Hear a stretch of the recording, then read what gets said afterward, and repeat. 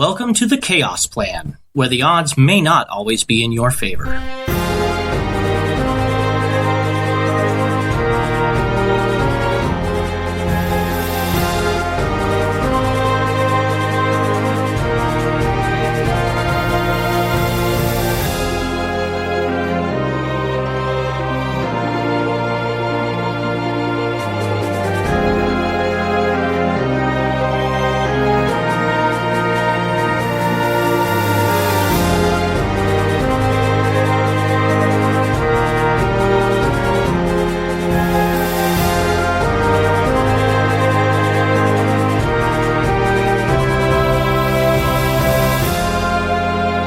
Thank you for joining us for another episode of The Chaos Plan. If you'd like to know more about the show and have an idea of kind of what's going on and where we're at in the world, visit our website where we are currently working on an online campaign guide, which you can find at www.theadventuringguild.com. And if you would like to join the show or become a sponsor and help us make this podcast better, visit our Patreon account. Just search for The Adventuring Guild or our website to find a link. And by subscribing and helping us out, you can not only join our Discord to hear our episodes live, you can also become a member of the show, get some awesome merch, and represent the guild. So thank you very much, and on with the show. Thank you once again for joining us for another episode of The Chaos Plan. We have a small group game going on here that we will be starting here in just a minute. With me this week, I have Danderbin, Aura, Thorun, and Freaud Gearlock and Axel. So we will go ahead and get started here. Real quick bit of housekeeping as we begin. So, Freud, you kind of are trying to get used to the Tinkers Guild, and part of that is doing odd jobs and that kind of stuff for the higher up members and that kind of stuff. You know, being a tool gopher and fetching supplies and learning where everything is at. So, for your downtime day, you wanted to just real quick spend. Go ahead and roll me a percentile die to see how productive that day was. That's only going to be a 67. 67. Okay, so it was an average productive day. Nothing super spectacular, but you really kind of learned your way around and did all that kind of stuff. You helped out several of the members there. Find the stuff that they needed, and they'd each toss you a couple of coins each time you brought them something kind of as a tip. So you ended up getting for that day 8 silver pieces. So. Danderbin, I believe you wanted to take care of a downtime day for your character as well, correct? Yeah, pretty much similar sort of stuff that I've been doing for the last couple of downtime days. I'd just go off and do my best to give out 85 gold or give to people unknowingly. Maybe just like sleight of hand into their back pocket like a couple of gold pieces. Yeah, you're able to do that, and as you're slipping money into people's pouches and whatnot, you hear that there's an orphanage down in the docks where there's recently been a very tragic event that has happened. And so you kind of make your way down to the docks, and I'm guessing you would probably help out the poor kids that are down, correct? Oh, would I ever? And then occasionally I'd try and disguise myself as one of the children. It does work quite well, and then when somebody goes to pat your head and call you a good boy, they kind of feel that wisp on the top of your head and then do double take as you dart around the corner and get away. Oh, this is the perfect day for Danderbin. I imagine him in like a little bonnet and stuff like that as well, just yeah, looking exactly. Very ridiculous. Exactly. You hear meta terms. You hear later on that evening and then the next morning that all this strange, crazy gnome was running around impersonating a child in the docks district. So I have 106 gold all up. I'll probably spend 20 just giving them into random people's pockets, and the rest of the 86 I'll donate to the orphanage. All right. You will find out later on then, several days after, that the orphanage has had enough money to fix the damage that was done to it during this strange battle that occurred there. Perfect. Lovely. I'm satisfied. All right.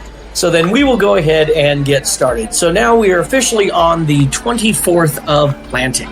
So you guys the 25th of planting.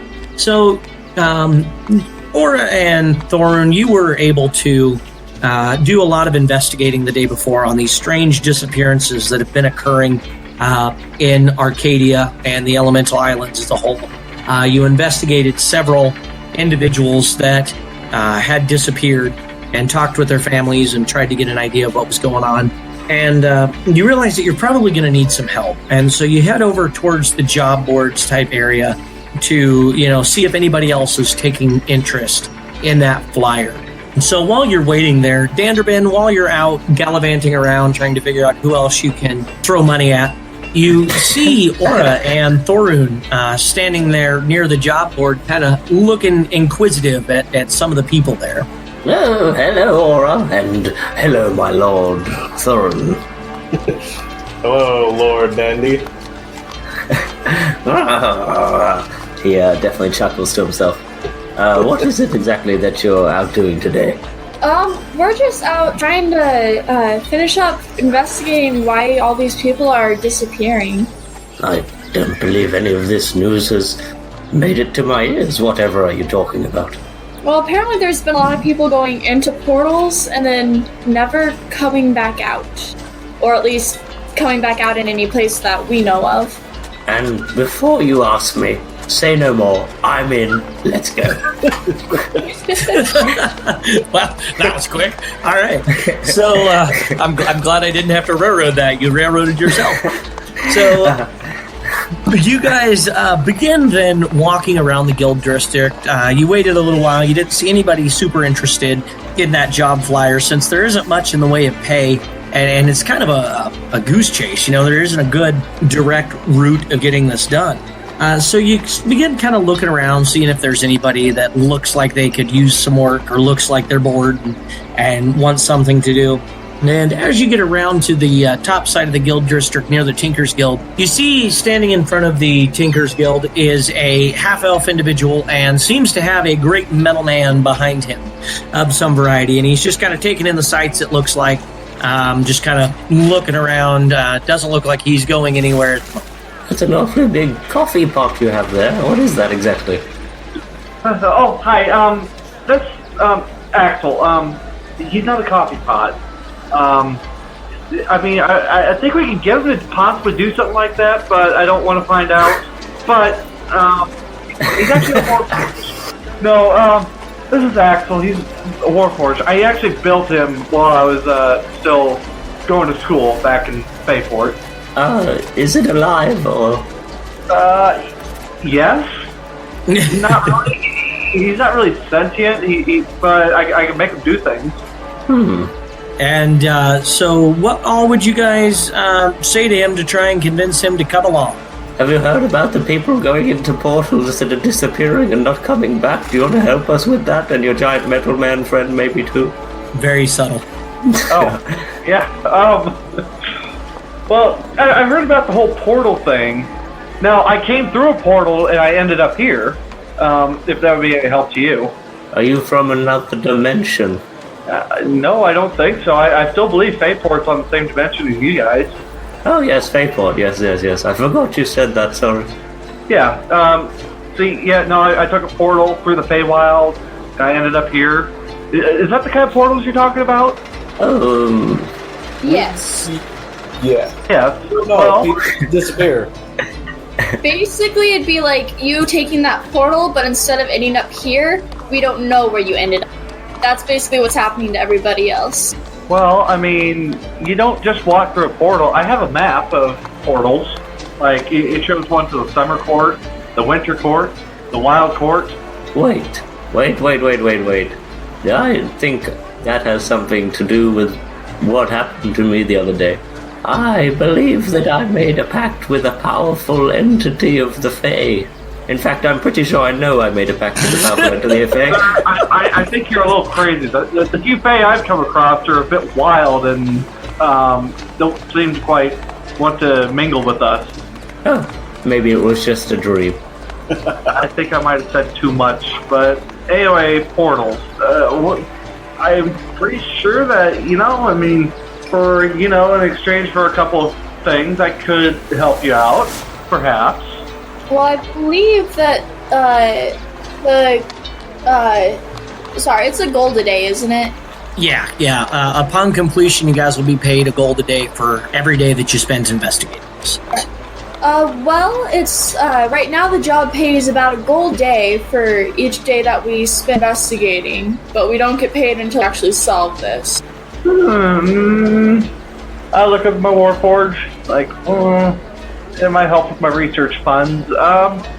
And you would also know, Keith, that something this big would have a big enough, I guess, rumor mill once you got done, enough rep, that kind of thing, that you would gain favor within the Tinkers Guild for doing it. I mean, solving the mystery of where these strange portals go, that's something that any academic would want to know. So, doing this would help earn you favor within your guild. On second thought, silver pieces aren't enough. Count me in. But with these portals, are you talking about the ones that just appear up randomly? Because my mentor used to talk about such things. We have no idea. People just disappear randomly. All right. As you guys are talking about this, you see a individual in darkish red robes and a raven's mask walking down kind of by where you are. And right as he passes in front of you, he's like, wait, portals? What's people are disappearing into portals? Oh, hi. I think I've seen you before. Freaud, I think it is. You're a new member here in the guild too, right? Take your mask off. I have no idea who you are. My mentor said never to talk to strangers. Well, you're kind of strange yourself too. But no, I'm here in the guild. I'd rather leave the mask on. Privacy issues. But anyway, yeah. I'm Bob. Nice to meet you. Sorry. And I kind of hold up my hand to shake. Yeah. No. How about you come inside and we figure out who you are? Come on. My hand is still extended. I turn towards Thorun and I'm like, "Hi, I think I've seen you working over at the Fighters Guild. I'm Bob." Thorun, nice to meet you. And just shake your hand. Okay, I continue around the circle to Aura and Danderbin. I like a man with a secret identity. Oh, boy. No meta knowledge here. That's fantastic. I get suspicious of said people, but... Okay, so then I'm like, so what's all this about people disappearing into portals, going to strange new dimensions? That's kind of how I got here too. Long story, I'll tell you guys later. But that's basically how I ended up here, I think. Hey, so you're from another dimension as well? Yes, where everything that's happening now is make-believe. Like I said, long story. Dandy just sort of nod and look at you like this. Clearly, you know exactly what's going on. So, can I take a look at that paper? You guys doing a job for this? What's going on with this? This sounds like something I'm very interested in. Other dimensions and whatnot. Yeah, I pull down the paper off the board and just hand it to you. Okay, yeah, I'd read it over, all that kind of happy fun stuff. Yeah, I'm totally in, guys. And actually, I think this might be a bigger issue than what we'll be able to deal with right now on our own. So, I've been trying to get a collection of people together, intermixed guild, because I can clearly see that you guys aren't all Tinkers Guild members. At least I'd never run into you guys before here. I'm trying to get together a small group that we can all meet together and work together. If you guys help me out, I'd be more than happy to let you in on this. I'm in. Okay, I'm a little bit worried that anything that you come up to, Braden, you're just going to be like, I'm in. I'm trying to start a death cult to summon Orcus. I'm in. It's the movie Yes Man with Jim Carrey, but Danderbin is Jim Carrey. That's awesome. Lord, another movie I have to rewatch. So yeah, then I would like, oh, wonderful, Dandy. Are you guys interested? I mean, you don't have to decide now. I don't expect anybody to join right now. I'll prove my worth, and I have a place that we can all meet, a wagon on the edge of town, that we can use kind of as a mobile hall, guild hall, or something like that, if you will. So, but yeah, I'd be more than happy to help you guys. So, where do we need to go? Secluded wagon on the edge of town. It Sounds says free safe to me. Yeah, it says free candy on the side. Oh, perfect. I love candy. Oh no. Where is it that we have to go for this? Well, we've talked to a couple of families that have had people disappear from them, and we haven't really found much of a common thread between them, except the people who've disappeared have been really good at whatever it is that they do. All right, so just real quick, on the Chaos Plan chat, if you scroll up, I've got all the names of the different families. You guys visited basically all of them except for the Noble family last time. So the Noble family would be the Nesrin family in the Noble District. And then you didn't talk to anybody that was in the docks area because they're kind of scattered and you have to look for them. One lead that we do have is with a Noble family, the Nesrin family. We didn't get to the last time, but I think they're probably our next best bet. Oh boy. No. Yeah, I'm down for checking out the Noble District. My robes are a little bit dirty, but I think we'll be all right. I think. Let's go. All right. Yeah, I hope people don't mind having soot dragged on their robes. All right. So then you guys all head off towards the Noble District. So you get over to the Noble District, and you are able to pretty easily, you stop at one of the inns, and you figure out which home the Nesrin are in, and you head over there. The Nesrin family is a group of... So there we go. Go ahead, and whoever wants to, just go ahead and roll me a D20. 5. Oh, okay. So then... The individual in the Noble District, the Nesrin family, is a family of Lightborn. So you would know that they are, Lightborn are basically humans, but they have a little bit of celestial in them. Not quite Azamar, but close. Their main defining characteristic is that their blonde hair glows very bright, at will kind of a thing. So that would be the Nesrin family. Yeah, that seems fitting. All right, so how would you guys approach the house? What would you like to do to kind of get their attention and whatnot? Well, I mean, I have 13 pounds of explosives that we could wave around. That will get their attention. We could put the explosives back in the... Yeah. Nobles don't take kindly to that from personal experience. And I don't think anybody takes kindly Noble or not having their house exploded. I'll put my explosives back in my bag of holding. Very dejected. Oh my god. Yeah, I would say I'll probably not knock on the door. The Plague Doctor mask and the robes really don't lend themselves to charisma.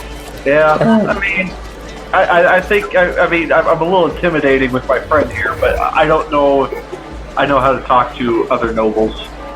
Lord Thorun, you being of such high stature, of course, perhaps should chat to another person of high stature. I guess I can do that. All right, then do you just approach and knock, Vergil? Yeah. All right, now I'm assuming everybody's going to stay pretty close to him. Not really close, just maybe a little ways. Uncomfortably close. No, thank you. Vergil, you can feel Danderbin's breath on the back of your neck. All right, so you knock on the door, and you see an elderly-looking woman answer the door. She's probably in her mid-60s, early 70s, something like that, but still has the golden shining hair that defines the Lightborn. She answers the door, and she introduces herself as Thea. All I can imagine is what she sees is we have Thorun, but then we have Danderbin over his shoulder, just heaving breaths. How tall are you? How tall is Thorun, Vergil? He's a dwarf, so he is 4'8", 4'9". Okay, well, I'm like close to half your size, so I'd be like down by your waist. You definitely wouldn't feel my breath on the back of your neck unless I've climbed up onto your backpack.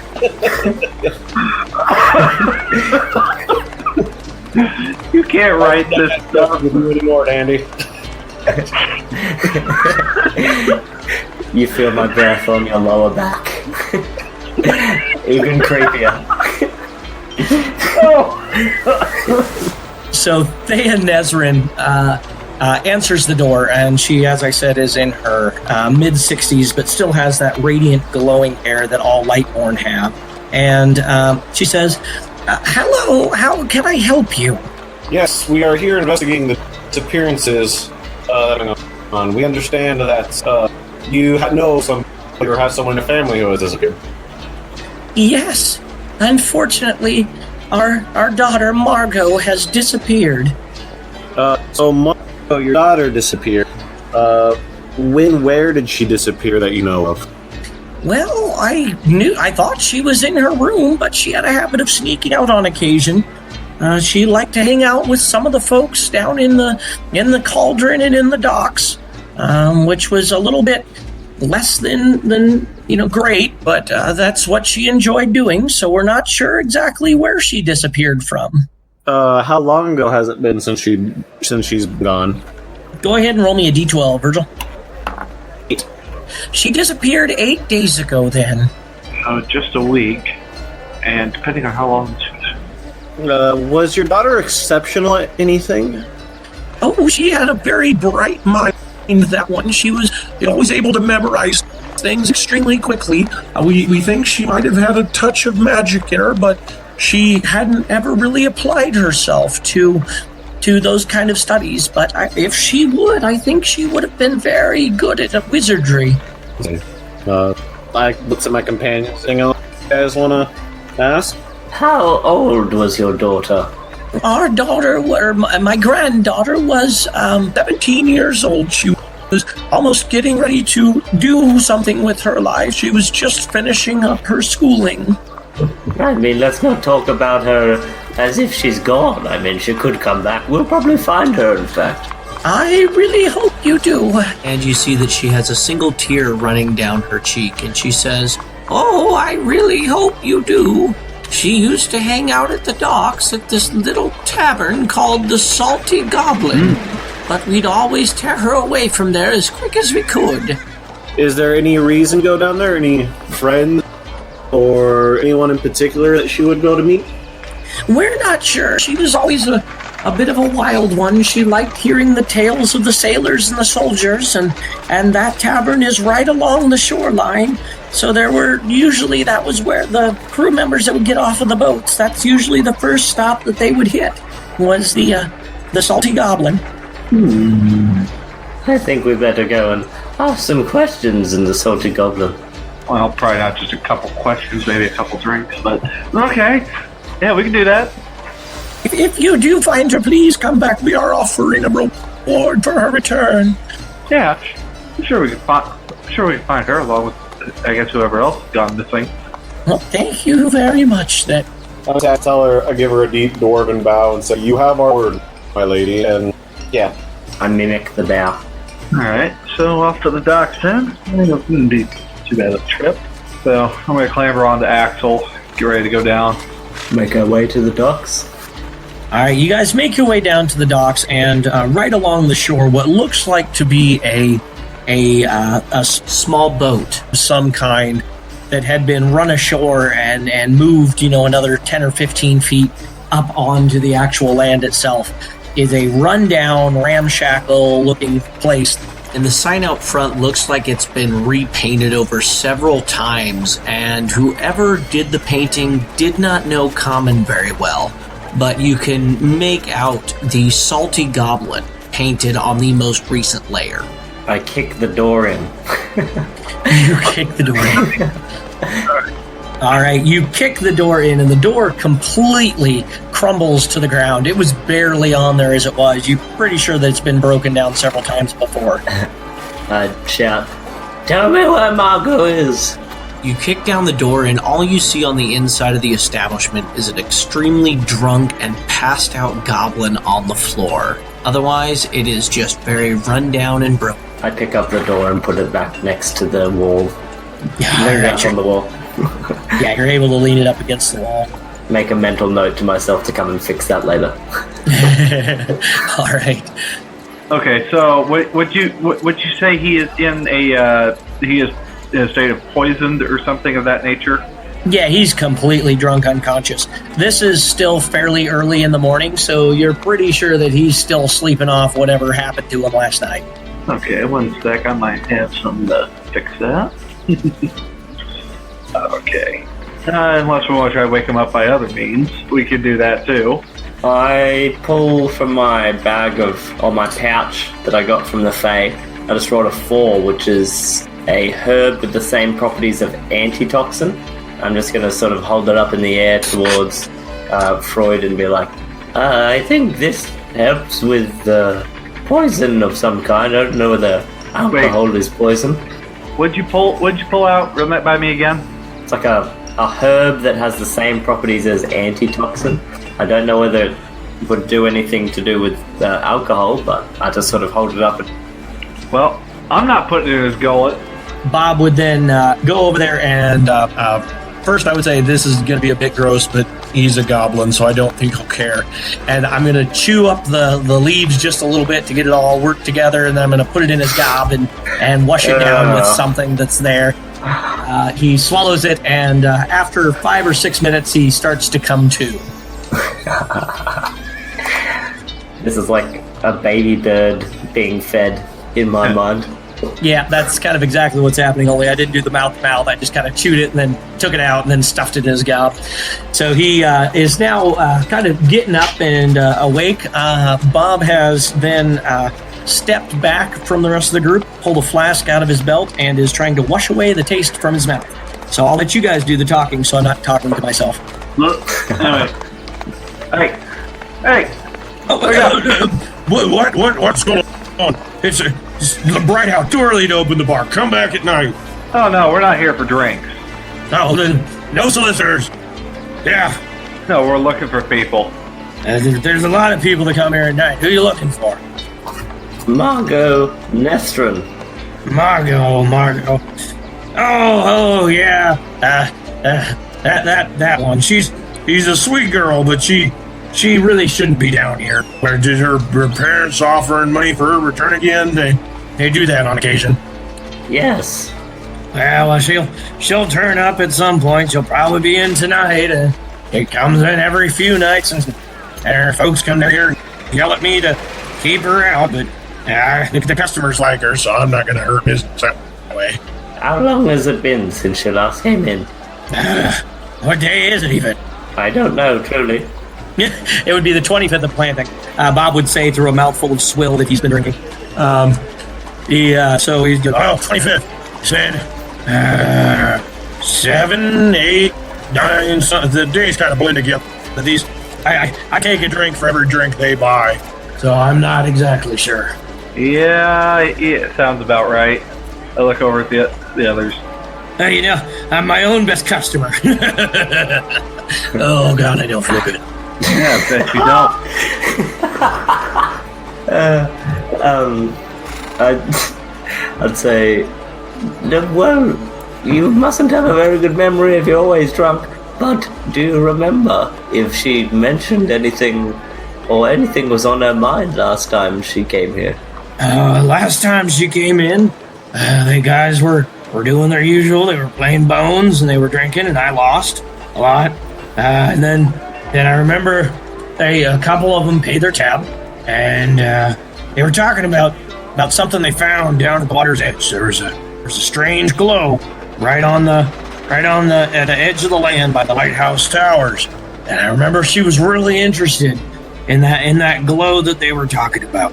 I don't know what happened to her after that. I know she left at some point, but that whole night's kind of a blur after that.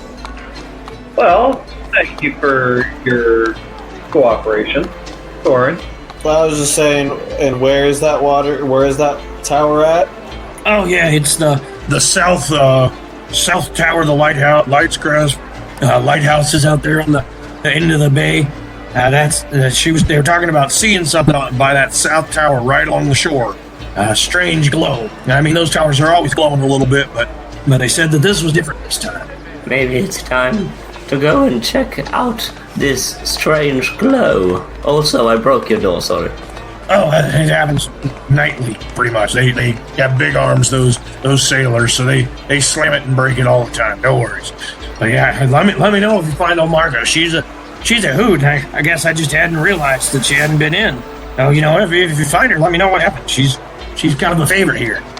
Alright, so then you guys start getting stuff together to head towards the lighthouse, since it is a bit of a walk. and Bob offers to go get his horse and wagon if you guys don't want to walk. I'd offer to grab my strider, whatever it's called. Steeder, yes. Steeder, that's it. So then, do you guys load up between the steeder and the wagon? I don't know if my friend would be ideal to be put in the wagon. I mean, it might be a bit too much for your horse. Okay, and if you want to have him walk beside, you're welcome to. Yeah, probably be most ideal. All right. So then we all start making our way over towards the Lighthouse Tower there. As you guys approach, the same usual glow is affecting the area, which would be something that your guys are fairly familiar with. It glows regularly at the evening hours, so that faint glow, during the day isn't anything too unusual. So as you get closer, you don't notice anything too crazy. The mages are there, with that barrier up, Danderbin, that you have experienced before. Yes. You see the barrier around there. The mages are keeping all those spirit-type things in there. Would you guys stop and talk to any of them, or would you want to continue on around the front?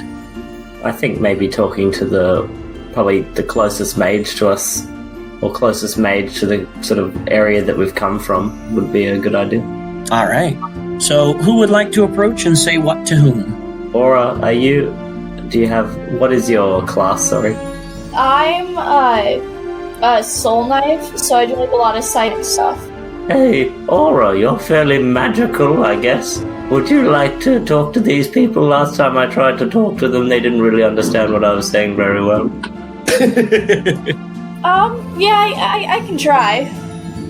All right, so Aura, you approach one of the mages. You can see that most of them are currently channeling this barrier around the tower, but you see that one sees you guys approach, and he kind of steps away and approaches your group. He says, my name is Mage Dib, and I would be happy to assist you. How can I help? We were kind of curious about, we heard about an odd glowing around this area. Do you happen to know what that's all about? What's causing that? Oh, well, the tower frequently glows. We have this barrier that we put up around the tower as all the spirits kind of funnel through there, as you all know. And so it's always kind of glowing a little bit here at the tower. Anything specific or crazy, unusual? Well, a friend was down here within the last week saying she was looking at the strange glow that they had noticed. Do you happen to know if you've seen any female Lightborns within the last week or so?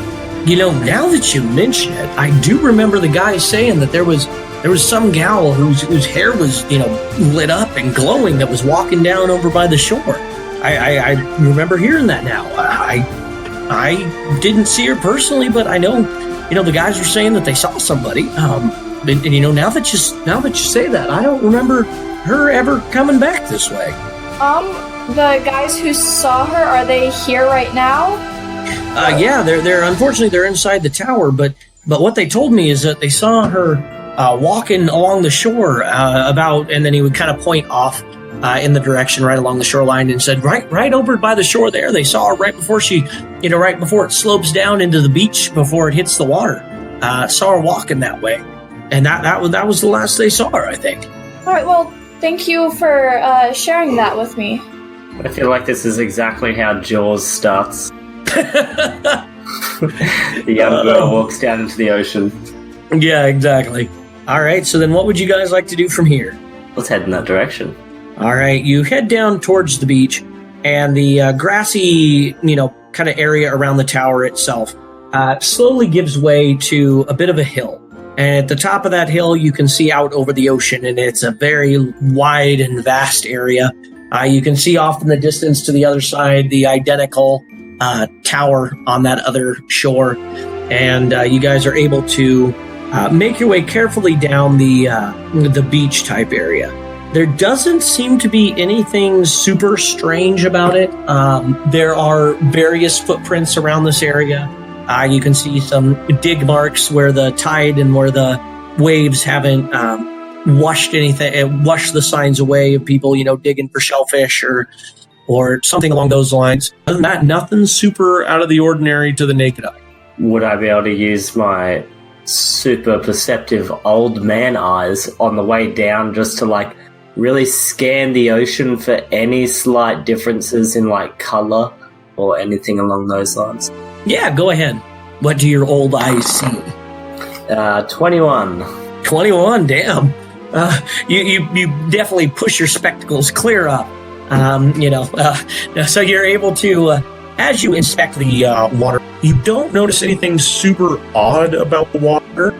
You do notice that there is a spot where the sand and the water seem to have a bit of a cut in them, almost as if, somebody grabbed a giant shovel and started scooping back away to create kind of a tiny little cove.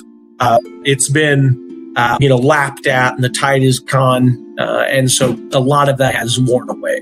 I'd say, my old man eyes can't spot much, but I see that weird little dugout cove down there. Could be natural, I don't know. Either way, maybe something we should check out. Well, you can easily, if you guys lower me down there, I can have a look. Yeah, you guys can walk down. It's not that steep of a slope, just where the sand meets the grass. All right, I will make my way down there. All right, I'm assuming everybody follows? Yep.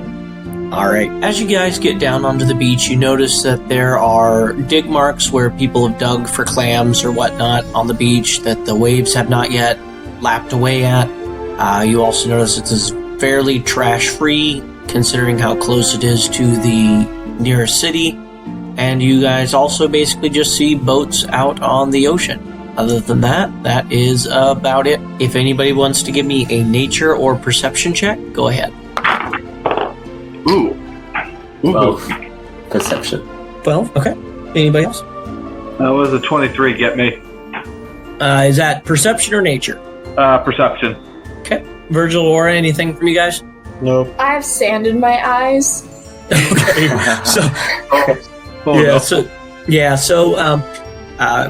Freud, you're able to see that this is a almost perfect semicircle in the sand where it's been, other than the waves lapping at it and eroding it a little bit, this is almost a perfect semicircle, almost as if a sphere was, cut out of here. And Danderbin, you are able to identify as well that the sand here seems to almost, right at the edge of where that is, almost have kind of a glassy reflective sheen to it. Almost as if, something was there. Is this a portal? I have an idea. I'm going to take off my backpack, reach in, pull out the pouch that Fizzwhip gave me. I'm going to pull out a pinch of the dust of dryness and throw it into the spot. All right, you throw it right into the center of where that spot was, and then all of a sudden, and I think it's a 5. No, not a 5. Is it a 5-foot cube? Let me check dust of dryness. Scroll up here. Hopefully it'll be enough to open up that area for me. In a 15 feet. In the water, 15 feet on the side. Yep. So then that whole area, all the water that just right in that circle, just kind of like floop into a little glob. Or not a little glob, this would be a fairly decent sized glob. But all the water in there just shrinks into this little glob, and you can see that it is definitely for that split second before the rest of the water comes rushing back in.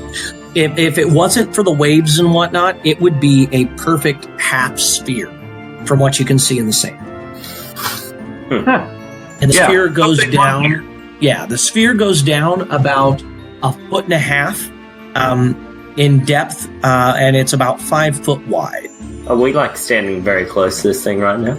So if it produces a marble, I'm going to go ahead and get my hands on it if I can. Yeah, you guys are only a couple inches away from the shoreline. Can I belly flop into it? I'm going to go ahead and just do that for now. All right, as you reach down to grab that marble, Danderbin belly flops into the water with a great splash, getting everybody soaked. Wait, so there wasn't a portal? Nope, with a great splash, you belly flop into the water. But my gut tells me a portal may have been here. I turn around, all wet, and I say, I really thought that was a portal. I'm sorry. As you're still standing there in the water, you hear doo-doo. Doo-doo-doo. Oh, I'm out of here. Doo-doo-doo-doo. Yeah, so anybody that wants to make, an Arcana check or something like that is more than welcome. Let's see, that's a 6. 17, 18, 19, 20. 21.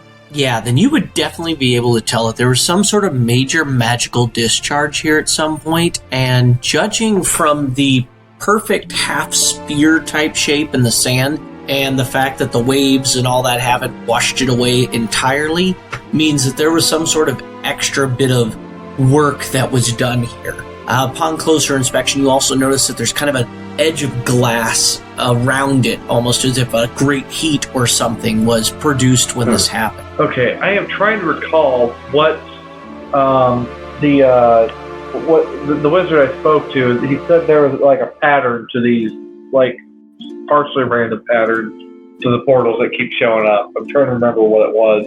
Oh, Perhaps if we all wait here long enough, it'll happen again. We all just have to stand down here in this little puddle.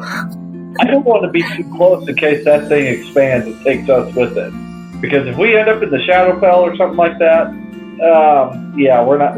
I doubt we're going to make it out. Yeah, Bob would overhear you, kind of up on the shore, just walking down into the sand now, and say, "Hey, you guys want to wait here? I've got cook's utensils and stuff in the cart and some food. I could whip something up while we wait and see what's going on." Sounds good. I guess. I'm always hungry. Yeah. So then what we can do for meta terms is we can say we go ahead and take a long rest here. Everybody just kind of sitting and waiting, eating some food, chatting about what happened, that kind of thing. Sound good? Cool. All right. So then is there anything else you guys would like to do while we're taking this long rest as far as stuff to talk about before evening hits? I would say, how long have you been able to make cool daggers out of your mind energy? For quite some time, most of my life. And has it always been something so violent as like making a dagger, or can you make other things like baubles and stuff like that with your mind energy? It's mainly just the crystals. Yeah, I can make crystals, I can make small crystals, and that's about it. Well, that's something. That's pretty cool. I hold out my hand and I pop out a large crystal and just sit there and show them going back and forth between the one crystal just multiplying out and shattering into 1,000 different pieces and then forming back into a large crystal, and just doing that a couple of times, just kind of showing it off. Psychic fidget spinner. Yeah. Basically, you fry his brain. It's like, no. As evening approaches, a tension starts to fill the air, and anybody who has access to magic and spell slots feels the hair on the back of their neck stand up for some reason, and they become extremely uncomfortable. After a few minutes of this and looking around, you begin to hear the rush of water, almost as if you're near a waterfall or a very fast-flowing river. You look towards the beach where that spear was kind of cut into the sand, and a large, round, spherical portal begins to open up in front of you. As you watch in horror, a translucent, glowing, purple, white, blue, shifting colored spider comes launching out of that portal. Go ahead and everybody roll me initiative. Whoa. Hot damn. 15 for me. All right. And Bob got a 16, so Danderbin. And then Bob. And Thorun. 11. All right. 19. Vergil. Oh, nice. And Keith. 2. Okay, and I believe Axel goes on your turn, correct? As of right now, Axel is on my turn. And then the spider will be going first with a 21 total. So it jumps out of this portal and begins rocketing towards Danderbin. Ah! That is a 16 to hit. That hits. All right. It bites into you and deals to you 3 points of piercing damage, and I need a Constitution saving throw, DC 11. All right. Oh, 12. 12, all right. You just passed, so you take only half of this damage. All right. You take 8 points of poison damage. Guys, I don't know whether you can see the giant spider biting me right now, but we're in trouble. Yes. All right, we are then on to Thorun's turn. So, Thorun, go ahead if you want. Make a nature check to see if you know what this creature is. 10. 10. You're not quite sure, but you can definitely tell that it is not of this plane. Well, obviously. So go ahead. You can do your turn.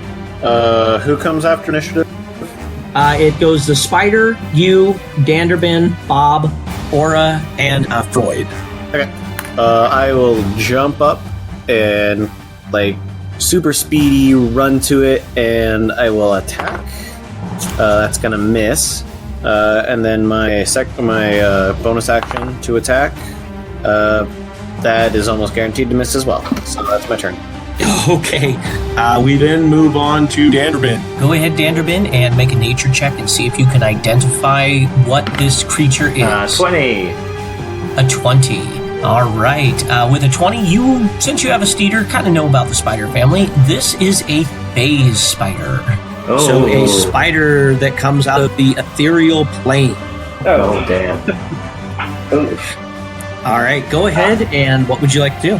I'm going to hit it in the leg with my hoopak. I think that's what it's called. The club. The hubak, yes. With a 9 to hit. A 9 does not Quite hit. It is shifty enough that it is kind of skitters off to the side and gets out of the way. Then I'll use a bonus action to spend a key point and flurry of blows and just flail my legs towards it. With a 5 to hit it again. Oh, sorry. Yeah. Oh, no. And then a 13 to hit. 13 hits exactly. Oh, all right.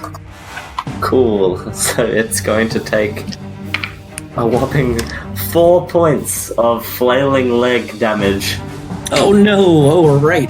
Well, you are able to punch at it, but its exoskeleton is extremely strong, and so your fists you don't think had quite the effect you want. All right, on then to Bob. Bob is going to slam his glaive into the ground and in a 3-part harmony say, "The morning calls for your death, mortal." And so it then, the next person that attacks it, it will deal an additional 5 points of 9 points of damage to it. So then we move on to Aura. Alright. I pop out my large crystal, and that's a 12 to hit. 12 does not quite hit, 1 point short. Alright. Well, I tried. Alright, anything as a bonus action? No. Alright, we move on then to Freud. Alright, since I have the ability now, I'm going to use Alpha's bonus action, send Axel over to get the spider off of Danderbin. So, alright, Axel goes dump, dump, dump, dump through the sand, and are you going to have him just shove the spider out of the way or try to get between them? It's going to be an attack, but awesome. I'm going to put Axel between him and the spider here. So, let's see. 16 does beat its base armor, correct? Yep, that hits then. So then go ahead and roll that damage. Let's see, 7, 8, 9, 10. And you said another 5 on top of that attack, correct? Another 9. Another 9? That's 19 damage. Yeah. Damn. All right, so with that great swing as it goes, with Axel kind of runs in there and shoulders the spider, shoving it back just a little ways, and follows up with a great swing of that great axe. And as that sword is swinging through the air, it begins to glow with a strange black necrotic type energy, and it slashes into the creature, dealing at 19 total points of damage. We then move on to the spider. Another spider leaps out of the portal behind the first one and charges up. And it is going to go ahead and make an attack against Axel. That is a 14 to hit. Nope. All right, it sinks its fangs into Axel, but it is not able to do any damage to it, the metal of it being stronger than its fangs. And then the second one that is there is going to go ahead and whip around and attack Axel as well. That's a 16 to hit. Yeah, 16 hits. All right, it is able to then, with its great weight behind it, it plunges its fangs, scraping at Axel and dealing to him only 5 points of damage. And I believe Axel's immune to poison, isn't he? Yeah, he's immune to poison attacks. All right, then there is no additional damage to him. So then we move on to Thorun. There are now 2 spiders that have swarmed Axel. Alrighty. I will attack the wounded one. That is a 19 to hit. 19 definitely hits, yes. I'm going to make this a sweeping attack. So, I roll damage. Alrighty. That's going to do... So the one takes 9 points of damage. Okay. The other one takes 3 points. The wounded one takes 9. The other one takes 3 points of damage. All right, as you go to sweep your blade across, you are able to catch it on the exact opposite side of where Axel gashed it with this weapon. As you cut all the way through, nearly separating the abdomen in half. It cut straight through it, and that phased spider all of a sudden begins to kind of phase out of reality, go ethereal, and is sucked back in through that portal. Your blade then cleanly passes through the other one, or passes and strikes the other one, gashing its side as well with just the end of the blade. Bonus attack. All right. That misses. That misses. All right, you go to spin around to strike it again, and it leapt back slightly from your strike. So, Danderbin, it is now your turn. How tall are these spiders? These spiders are considered large, so they would be... Okay. Yep, they would be 8-10 feet tall at the abdomen.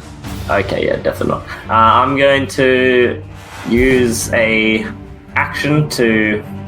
I'm going to use my bonus action to do the up to mischief to open up my bear trap. And then I'm going to run at the spider and try and put it firmly on its leg. All right. So I think that is a... Don't hurt people. That is... dexterity saving throw.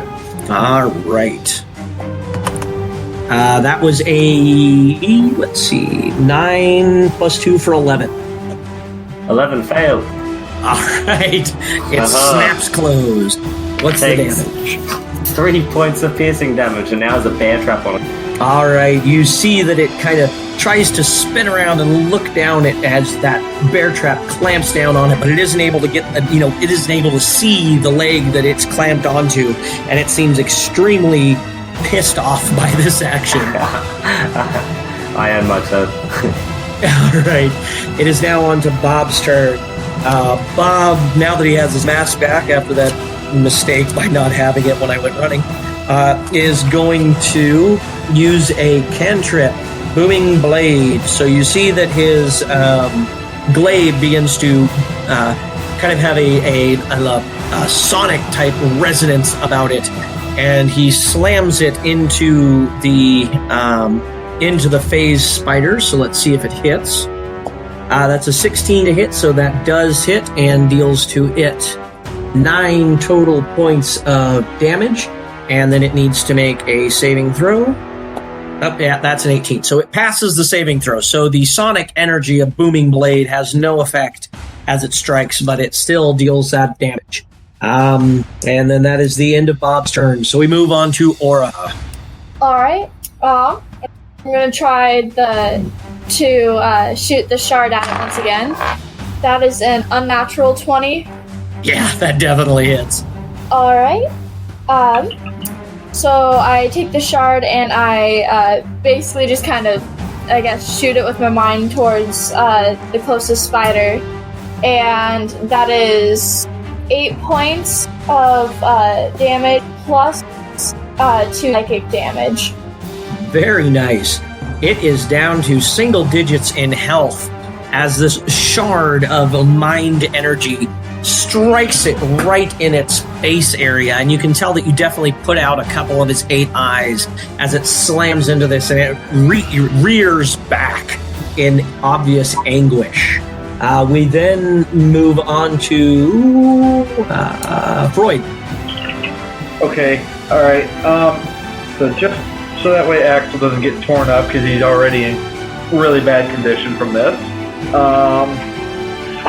I am going to go ahead and see if he can hit, or what I need to try to get the spider off of me, or off of him. If you don't disengage, you will take an attack of opportunity. Disengaging is an action unless it states otherwise as one of your class features. All right, because I have buffs, but there's no way to buff at the end. So,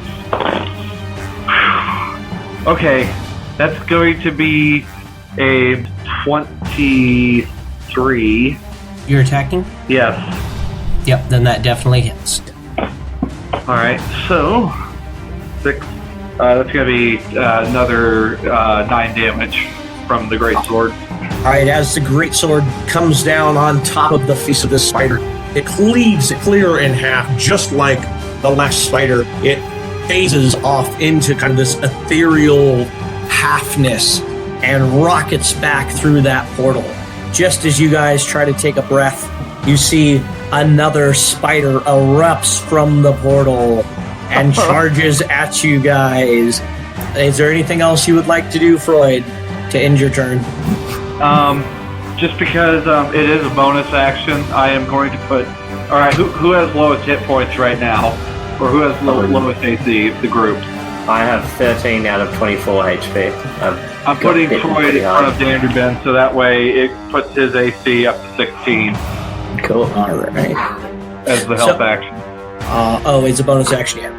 Alright, then we move on to the phase spider's turn. It has just erupted out of the portal, and you guys are getting to see a theme here. About every 6 seconds or so, another spider jumps out of that portal, and it starts scrambling up towards you, so it moves up 20, 30 feet, roughly, and advances. And since nobody's in combat right now, I'm going to roll a d6, and that's a 3. He approaches Bob, and he attacks. That was a 14 to hit, which is 1 more than I've got for AC.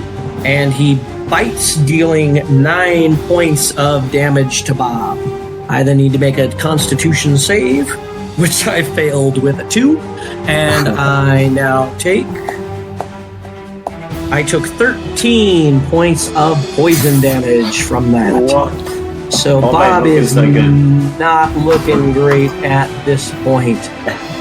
We then move on to Thorun.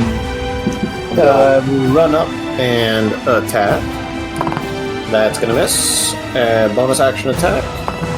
That will hit with a 14. Yes, 14 does hit. And that is 6 points of damage. All right. You can see as you bring your katana up for the second strike that you are not. I guess your sword is it a katana or is it a? No, it's just a normal sword. That's right. So as you bring your sword up, you run it right along the joints where its legs meet its abdomen, and it shrieks out in a very high-pitched, strange noise as you run it along those joints. Okay, I will, following in Thorun's footsteps, rush. Actually, first, I will load a rock into the sling on the hoopback, and I'll flick it at the phase spider. All right, go ahead. With an unnatural 20 to hit. Yeah, that very easily hits. And for 6 points of bludgeoning damage. All right. You throw it and it catches the spider in one of the eyes, and it loses sight in that eye. I will then run up and I'm going to use a bonus action to use Up to Mischief to toss some caltrops underneath it. Okay. All right. And that'll be my turn. Okay. Is it at the start of its turn that it has to roll for the caltrops? Any creature that enters the area must succeed on a DC 15 dexterity saving throw or stop moving this turn. So I assume... Yeah, I don't really know, actually. Alright. I'll roll it at the start of its turn, because it also takes some damage, doesn't it? Yes, if it fails its saving throw. Alright, then we'll go ahead and just start it at the start of its turn. So then we move on to Bob. Bob's going to heal himself, because I think that would be a good idea. So, Bob casts Cure Wounds upon his person and heals for, let's see, it's plus... Alright,